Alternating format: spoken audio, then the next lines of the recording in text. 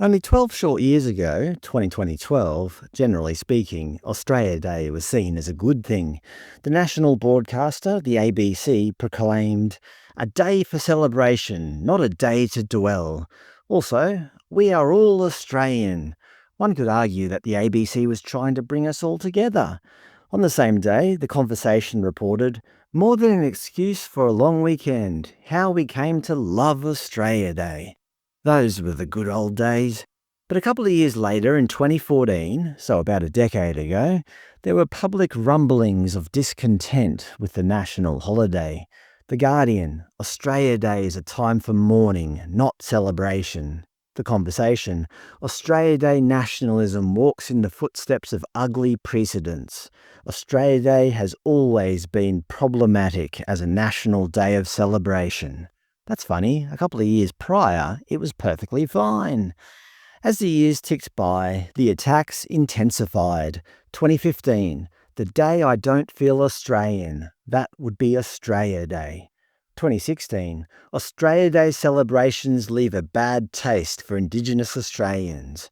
But despite the attacks, the ABC remained somewhat positive about the day. "There is much to celebrate on Australia Day. 85% believe Australia Day is a day for celebration." Yes, only 8 short years ago, the ABC was pro-Australia Day. I know, it's hard to believe. But to be fair, if 85% of Australians support Australia Day, and the ABC is funded by Australians, then yes, the ABC should bloody well be pro-Australia Day. In early 2017, they were still somewhat pro-Australia Day, changing Australia Day pointless, and there is much to celebrate. In the article, they quoted Aboriginal elder Robert Isaacs, "Australia Day brings the community together, it brings the Australian people together, and it celebrates the good this country has provided for everyone." Hear, hear. But throughout 2017, things took a bit of a turn. The public broadcaster started to give in to minority opinion. In August, "We should celebrate Australia Day, just not on January 26." And then in November, ABC's Triple J moves Hottest 100 from Australia Day after protests. In the previous year, they found that 85% of Australians supported Australia Day, and then suddenly they're caving into minority opinion. A bit strange for a broadcaster funded by all Australians. Well, that opened the floodgates. The ABC showed that protesting Australia Day yielded results. In 2018, Indigenous community condemns Australia Day play. "It's about genocide, not achievements." And "We will not accept Australia Day on 26th of January without resistance." That sounds like a threat from The Guardian. In 2019, Sydney's Inner West Council scraps Australia Day.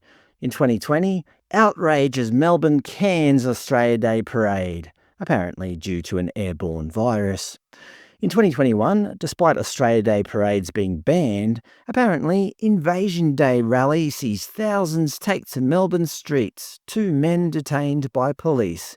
In the article it states, "Melbourne did not hold its traditional Australia Day parade this year due to restrictions. A man draped in an Australian flag was handcuffed near the march's end." How dare you celebrate Australia Day when we explicitly told you it was too dangerous to hold a parade, as thousands of Invasion Day protesters apparently don't have the same health concerns. Don't worry, it was a largely peaceful Invasion Day march. This reminds me of that old Clive James quote. "The problem with Australians is not that so many of them are descended from convicts, but that so many are descended from prison officers." Yes, we were a nation sentenced to house arrest, unless you had the right views. But also in 2021, the ABC decided to help you regarding Australia Day. How to talk about not celebrating Australia Day. Yes, the ABC compiled a guide to help you deal with those pesky people who insist on celebrating the national holiday. In 2022, it became political. Labor scraps rule that forced local councils to hold citizenship ceremonies on Australia Day. For operational reasons, whatever that means. 2023 was the year that we saw universities roll out respectful work arrangements, where essentially people who hate Australia Day can choose to work instead of taking the day as a public holiday. It's complete BS, but the entire university sector bought into it, as I personally discovered as a university employee. Those that chose to take the public holiday were seen as bigots. Of course, Victoria quietly axed its Australia Day parade. Perth cancelled their massive Australia Day Skyworks display after almost 40 years due to waning interest. Apparently, people don't like fireworks anymore. Australia's High Commissioner to the UK, Stephen Smith, cancelled the annual London Australia Day event over sensitivities. And 80 local councils took Albo up on his offer and cancelled Australia Day citizenship ceremonies. On the night of his election, he said, "I want to promote unity and optimism, not fear and division." There has been nothing but division since he has taken office. But as 2024 draws to an end, it's not all bad news for Australia Day. In September, City of Unley Council votes to reverse decision to hold Australia Day ceremonies on January 25th after community survey. Rockingham councillors vote to move Australia Day celebrations back to January 26.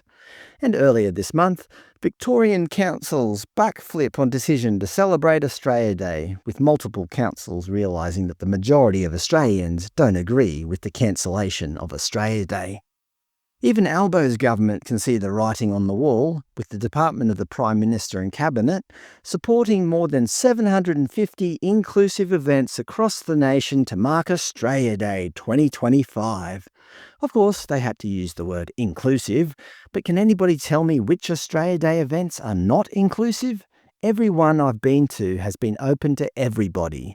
Nobody cares where you're from or what you believe in.